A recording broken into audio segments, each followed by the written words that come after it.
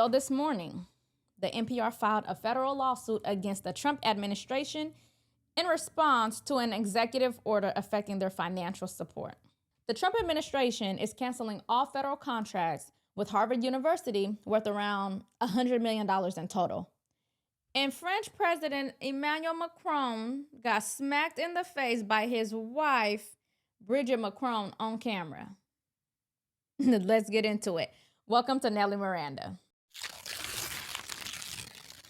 But before we get into this video, please be sure to like and subscribe as it helps support the channel, and tap the notification bell so you never miss any updates. So on May 1st, President Trump signed an executive order that bars recipients of federal funds from the corporations for public broadcasting from sending money to NPR or PBS. So in other words, if you want federal money, then you don't get to funnel it to propaganda outlets.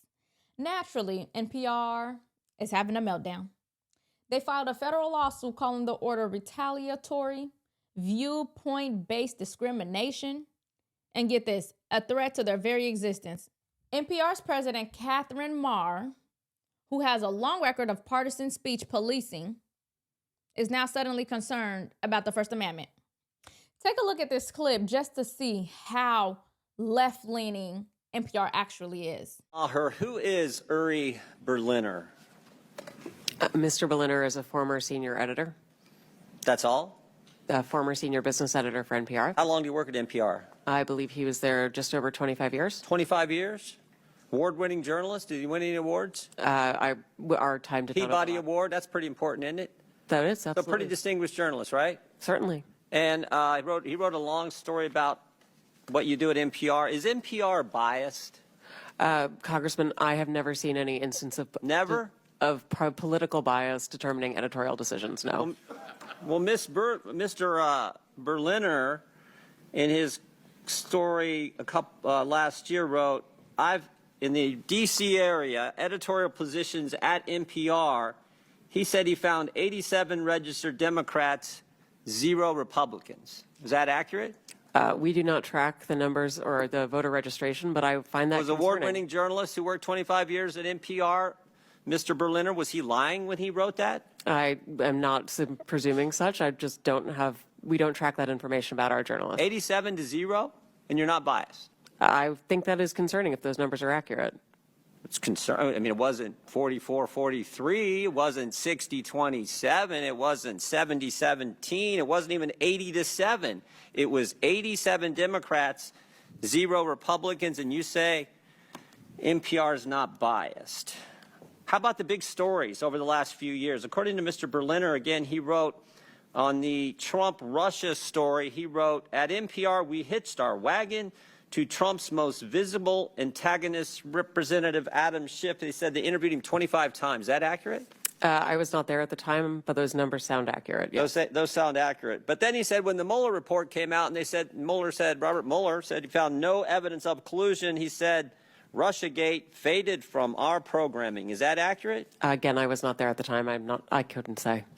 You couldn't say? I was not at NPR at the time. You didn't prepare for that? You knew we were going to ask you about this guy, didn't you? It's come up like 6,000 times already in the hearing.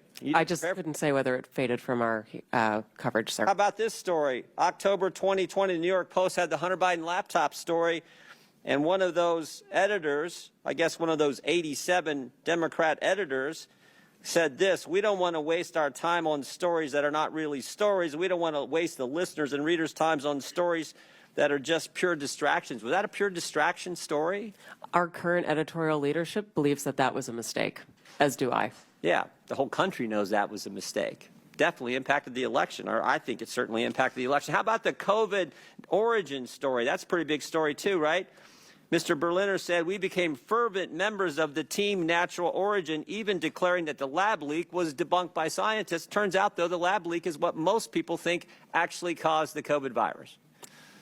Sorry, is there a question there? There is. You guys were 0 for 3 on the three of the biggest stories in the last 5 years. You guys were 0 for 3, and yet you maintain that NPR is not biased? Congressman, I do not believe we are politically biased. No, we are a nonpartisan organization. Nonpartisan organization. See, NPR doesn't represent all Americans. It's an echo chamber for leftist ideology funded with your tax dollars. They want the freedom to attack conservatives all day long and then still send you the bill for it. But here's the thing. NPR only gets about 1% of its revenue from the feds, so this really isn't about survival. It's about symbolism. It's about power, and they're angry that they got told no for once, because how dare Trump?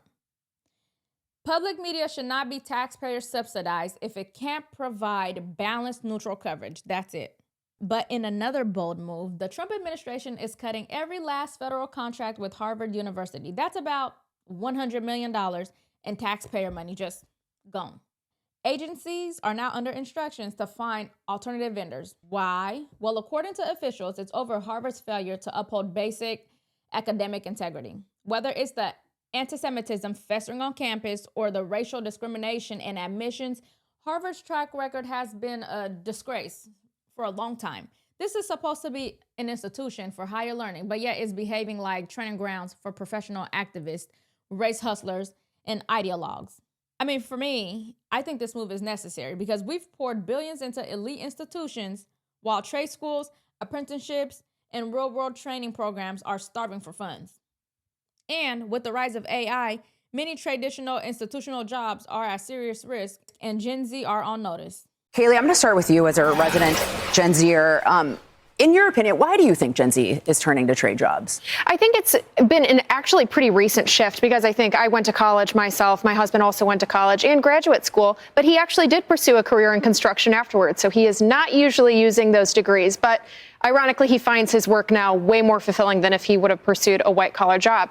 And I think the recent shift is because a lot of Gen Zers realized that, the narrative that we had been sold as children, that there's only one path for you, which is that you go to college, you get a degree, and you go into a white-collar field.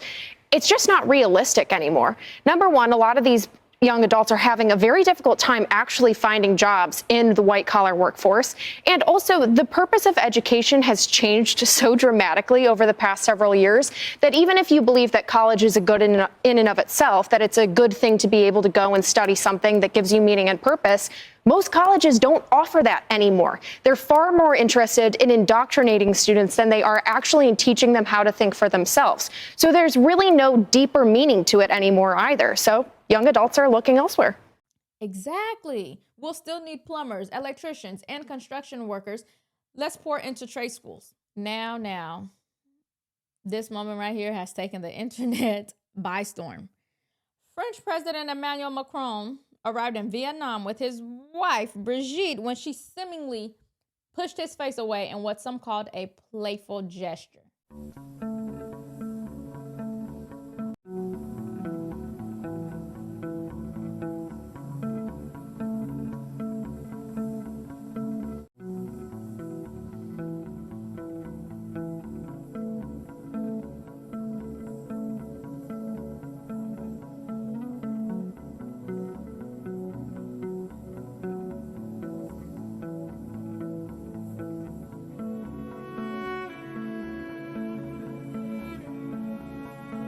What?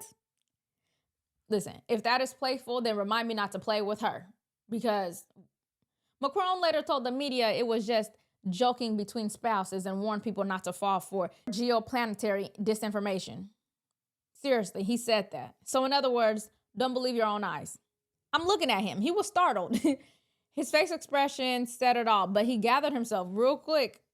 You sly devil, you. This isn't just about the slap. It's about public image, masculinity, and global perception. But hey, boys will be boys, and sometimes they horse around. Shout out to Candace Owens because that was some serious journalistic investigation. Because see, the Macron slap is a metaphor. It's a symbol of global elites that mocks the truth, demands silence, and smirks while doing it because apparently we're just too stupid to believe our own eyes and our own ears. But to wrap this thing up, President Trump is cutting off the oxygen supply to media outlets, and institutions that have thrived off of federal cash and cultural privileges are now, they're mad about it. And meanwhile, over in Europe, the elites are unraveling on camera, and they expect us not to notice. Don't fall for the gaslighting or the distractions, and always think for yourself and never apologize for it. Like, let me know your thoughts in the comments. And as always, if honest commentary brings you value, please be sure to like, subscribe, as it really helps support the channel, and tap the notification bell so you never miss an update. Thanks so much for watching this video, and I'll see you in the next one.